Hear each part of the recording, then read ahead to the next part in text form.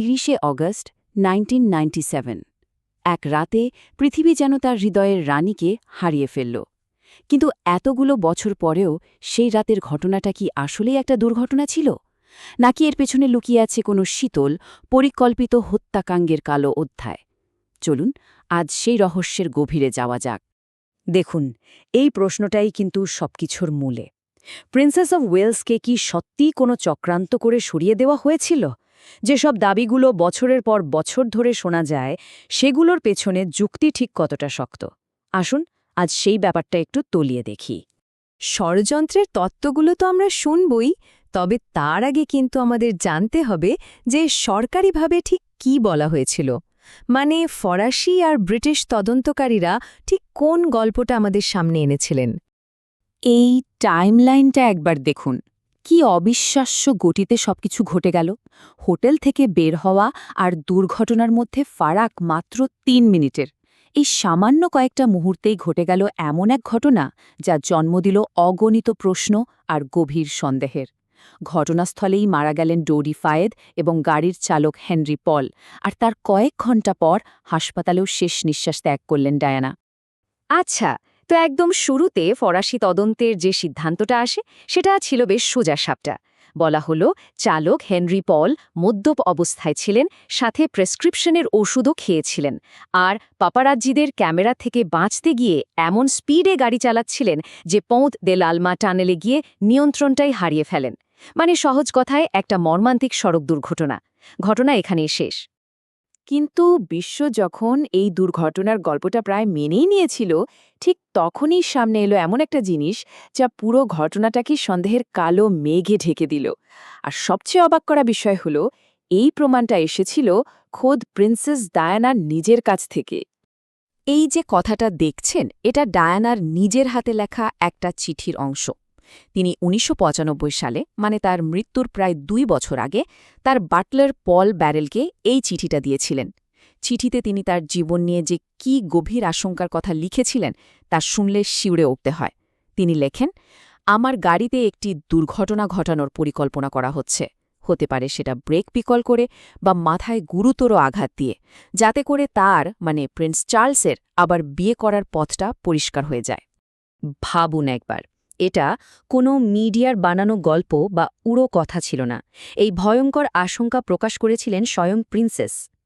২০০৩ সালে যখনই চিঠিটা সবার সামনে এলো, তখন ষড়যন্ত্রের তত্ত্বগুলো যেন দাবানলের মতো বিশ্বজুড়ে ছড়িয়ে পড়ল। আর এই চিঠিটাই হয়ে উঠল এক বিশাল ষড়যন্ত্রের মূল ভিত্তি। এই তত্ত্বের পেছনে আবার ছিলেন এমন একজন প্রভাবশালী ব্যক্তি, যার অভিযোগের আঙুলটা ছিল সরাসরি রাজপরিবারের দিকে। ডোডি ফায়েদের বাবা, ধনকুবের মোহাম্মদ আল ফায়েদ, প্রথম দিন থেকেই দাবি করে আসছিলেন যে তার ছেলে এবং ডায়ানাকে হত্যা করা হয়েছে। তার অভিযোগ ছিল খুবই গুরুত্বপূর্ণ।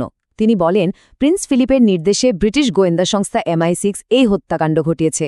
কিন্তু কারণটা কি? তার মতে রাজপরিবার কোনোভাবে এটা মেনে নিতে পারছিল না যে ব্রিটেনের ভবিষ্যৎ রাজার মা একজন মুসলিমকে বিয়ে করবেন এবং সম্ভবত তার সন্তানকেও গর্ভে ধারণ করতে চলেছেন। কিন্তু আল ফায়েদের এই বিস্ফোরক দাবিগুলোর পক্ষে প্রমাণ কতটা পাওয়া গেল? এখানেই কিন্তু গল্পটা একটা অন্য মোড় নেয়। তদন্তে ডায়ানার গর্ভবতী হওয়ার কোনো প্রমাণই মেলেনি। তার রক্তে প্রেগন্যান্সি হরমোনের কোনো চিহ্নই ছিল না। অন্যদিকে তাদের বাগদানের দাবিটাও ধোপে টেকেনি।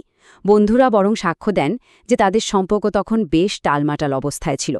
এমনকি ডায়ানা তার এক বন্ধুকে মজা করে বলেছিলেন, বিয়ে আমার কাছে ওটা মুখের র্যাশের মতো একটা বিরক্তিকর ব্যাপার।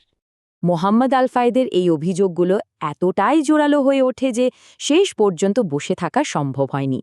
২০০৪ সালে ব্রিটিশ মেট্রোপলিটন পুলিশ এই সমস্ত ষড়যন্ত্রের তত্ত্বগুলো খতিয়ে দেখতে একটা বিশাল তদন্ত শুরু করে। এই তদন্তের নাম দেয়া হয়েছিল অপারেশন পেজেট। আর এটা কোনো যেমন তেমন তদন্ত ছিল না। টানা ৩ বছর ধরে একদল অভিজ্ঞ পুলিশ অফিসার কাজ করেছেন। ছোট বড় মিলিয়ে মোট ১৭৫টা আলাদা আলাদা ষড়যন্ত্রের দাবি তারা তন্ন তন্ন করে খুঁজে দেখেছেন। ভাবা যায়, এতগুলো তত্ত্বের মধ্যে তদন্তের একদম কেন্দ্রে ছিল একটা রহস্য। দুর্ঘটনার ঠিক আগে ডায়ানার মার্সিডিজের সাথে নাকি একটা সাদা ফিয়াট ওনো গাড়ির ধাক্কা লেগেছিল, যেটা তারপরই ঘটনাস্থল থেকে কর্পূরের মতো উবে যায়। তো কার ছিল সেই গাড়িটা, আর কেই বা চালাচ্ছিল সেটা? তদন্তকারীরা মূলত দুজন সন্দেহভাজনকে নিয়ে এগিয়েছিলেন। প্রথমজন জেমস অ্যান্ডারসন। আলফায়েদের দাবি ছিল সে MI6-এর এজেন্ট, কিন্তু তদন্তে দেখা যায় তার গাড়িটা দুর্ঘটনার রাতে চালানোর মতো অবস্থাতেই ছিল না এবং প্যারিস থেকে অনেক দূরে ছিল। পরে তার মৃত্যুকে আত্মহত্যা বলে রায় দেয়া হয়। কিন্তু দ্বিতীয় ব্যক্তি লে ভ্যান থান অনেক বেশি রহস্যময়। কিছু প্রত্যক্ষদর্শী তাকে শনাক্ত করেন, এমনকি তার গাড়িতে একটা বড় কুকুর ছিল সেটাও বর্ণনার সাথে মিলে যায়। তবে সবচেয়ে চাঞ্চল্যকর তথ্যটা দেন তার নিজের বাবা। তিনি দাবি করেন দুর্ঘটনার কয়েক ঘণ্টার মধ্যেই লে ভ্যান তার সাদা গাড়িটা লাল রং করে ফেলেছিলেন। লেভ্যান যদিও পুলিশকে একটা অ্যালিবি দেন, কিন্তু সেটার যাচাই করা হয়নি, আর তারপর থেকে তিনি এই বিষয়ে আর কোনো কথাই বলেননি।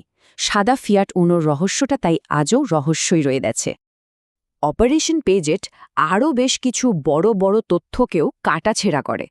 যেমন এক প্রাক্তন গুপ্তচর দাবি করেছিলেন MI6 টানেলের মধ্যে শক্তিশালী স্ট্রোব লাইট ফেলে চালকের চোখ ধাঁধিয়ে দেয়, কিন্তু তদন্তে জানা যায় সেই প্ল্যানটা ছিল অন্য একজনের জন্য, ডায়নার সাথে কোনো সম্পর্কই ছিল না।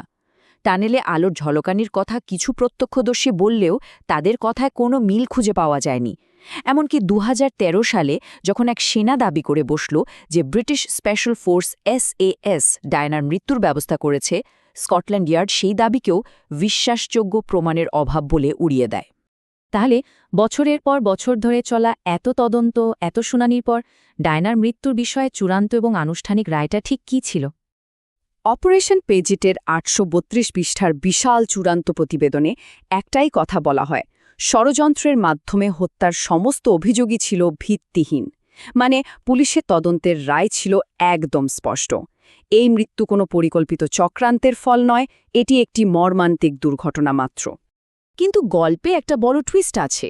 2008 সালের আনুষ্ঠানিক ইনকোয়েস্টের চূড়ান্ত রায় কিন্তু শুধু দুর্ঘটনা ছিল না, রায়টা ছিল বেআইনি হত্যাকাণ্ড বা আনলফুল কিলিং।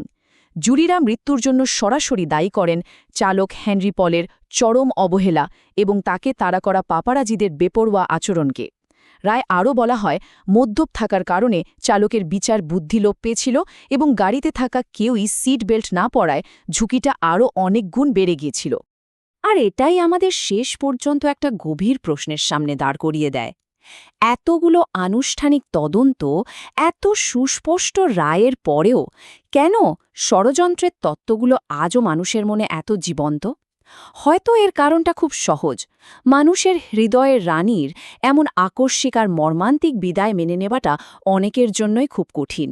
আর তাই এই অমীমাংসিত প্রশ্নগুলোই হয়তো ডায়ানাকে আজও আমাদের আলোচনার কেন্দ্রবিন্দুতে রেখেছে।